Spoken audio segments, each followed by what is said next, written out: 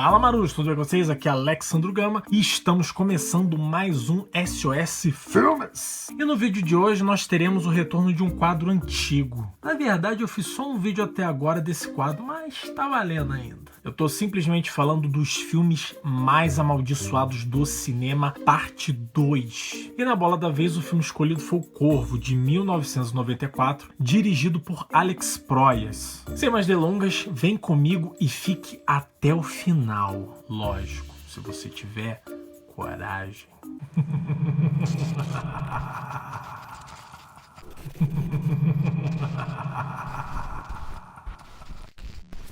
Sem sombra de dúvidas, o filme ficou marcado na história cinematográfica da década de 90. Muito disso, obviamente, por conta dos acontecimentos bizarros que envolveram o longa. Mais precisamente pela morte do ator Brandon Lee, que na época vinha de algumas produções não tão conhecidas, mas que o levaram ao seu último e mais notável trabalho. Mas antes da gente se aprofundar um pouco mais nesse universo sinistro, vamos conhecer um pouco mais sobre a origem do Corvo. História criada pelo escritor James Aubert, que na época em que escrevia passava por um momento difícil e conturbado em sua vida. Sua noiva acabara de falecer em um acidente de carro e a maneira que ele encontrou para tentar lidar com a situação foi começar a escrever essa história. E inclusive até no exército ele se alistou na época. Se nós pegarmos a história do Corvo e compararmos com o que o escritor vivenciou, é inevitável não encontrar certas semelhanças. E voltando para o longa de 1994, nós acompanhamos a história do roqueiro Eric Draven, que na noite anterior ao seu casamento, que seria realizado em pleno Halloween, vê sua noiva ser estuprada e morta por uma violenta gangue de sua cidade. O Eric até tenta salvá-la, mas ele acaba sendo assassinado logo em seguida. Seguindo a lenda de que um corvo poderá trazer a alma atormentada daqueles que buscam vingança e justiça de volta à vida, Eric retorna dos mortos em busca do tão esperado acerto de contas. Em meio a uma história sombria, roteiro bem organizado, cenários darks que conquistaram uma legião de fãs, o filme ele esconde certos mistérios, tido por muitos como teorias da conspiração, maldições, entre outras coisas. Mas nada se compara à tão chocante morte do ator Brandon Lee, que na época tinha apenas 28 anos de idade. Sua morte ocorreu no dia 31 de março de 1993. E mesmo com toda a gravação praticamente concluída, o longa só veio a ser lançado um ano depois, tendo as suas filmagens terminadas e sendo lançado em agosto de 1994. A parte em que ocorre a morte de Lee é logo no início do filme, onde nos deparamos com a cena de estupro de Shelley, que era a noiva do personagem Eric, interpretado por Lee. Na cena em questão, o personagem de Lee chega em seu apartamento com uma sacola de compras e presencia tal cena envolvendo sua noiva e os assassinos. O personagem fanboy, que estava com a arma em punho, mira na sacola de compras onde se encontrava uma bolsa artificial de sangue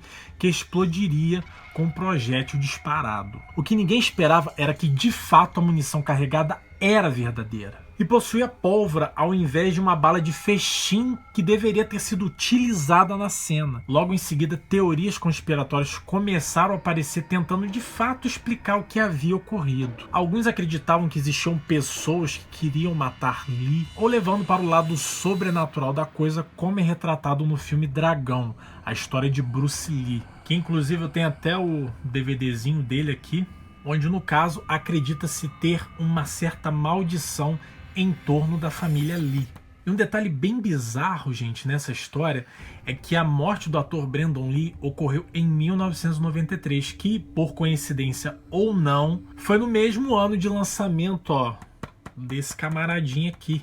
Se vocês quiserem uma análise completa sobre esse filme e saber um pouco mais sobre a maldição da família Lee, deixem nos comentários aí que eu faço um review sobre o filme, conto mais sobre a história, os detalhes, e aí eu vou e faço um vídeo voltado, mais para a história do nosso digníssimo amigo Bruce aqui. Mas voltando ao assunto, em meio a tantas teorias, nada de fato foi comprovado e ninguém foi tido como culpado. O próprio diretor Alex Proyas disse que os personagens usavam vários tipos de armas e que as mesmas possuíam apenas munição de festim. Mas, porém, entretanto, todavia, existiam cenas que eram necessárias à utilização de bala verdadeira para dar um efeito mais original. Mas fica tranquilo aí que essas balas não seriam utilizadas em atores, mas sim utilizadas em locais seguros, e que de fato foi o que aconteceu em todas as cenas exigidas. Mas após limparem a arma e colocarem a munição de festim, sobraram resquícios da munição original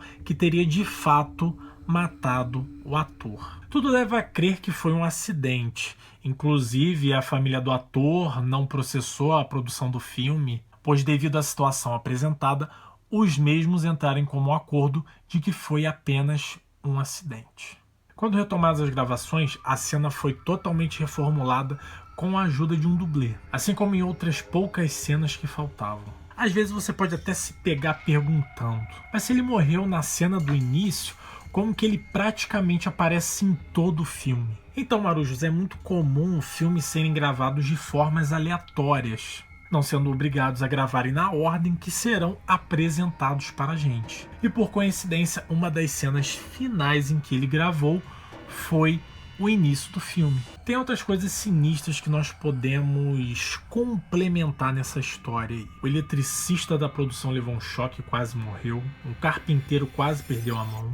E um dos integrantes da produção que bateu com o carro em uma parte cenográfica e acabou gravemente ferido. E um dos mais bizarros, que foi o personagem de Lee morrer um dia antes do seu casamento, que no longa aconteceria na noite de Halloween. E na vida real, o rapaz estava noivo de Elisa, e os dois iriam casar 3 semanas após o término das gravações do filme. E se depois desses acontecimentos bizarros todos você acha que acabou, que tá zerado, então segura aí que eu vou te mandar mais uma maldiçãozinha aí, bônus aí, só pra você ficar ligado. E agora a gente falando da série The Crow Stay to Heaven, lançada 4 anos depois do longa, nós temos agora o ator Mark Dacascos na pele do roqueiro Draven. E na série em questão, o ator e também dublê Mark Ackerstream morreu após uma forte pancada na cabeça, originada de uma forte explosão de efeitos especiais mal executada. Brandon Lee está sepultado ao lado direito de seu pai, tendo em sua lápide preta uma espécie de alto relevo muito semelhante a um corvo. O fato é que a morte do Brandon Lee e todas as maldições envolvidas fizeram do filme um tremendo sucesso de bilheteria, ganhando status de cult, respeito de muitos críticos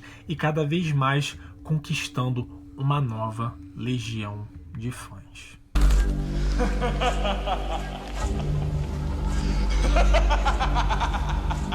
E você, o que você achou dessa história toda? Após a averiguação da polícia, todo o material em vídeo foi destruído. Será que tudo que nos foi contado é verdade? Deixe aí nos comentários a sua opinião aí, eu quero saber o que você acha, se você concorda, acha que é mito, acha que foi apenas um acidente.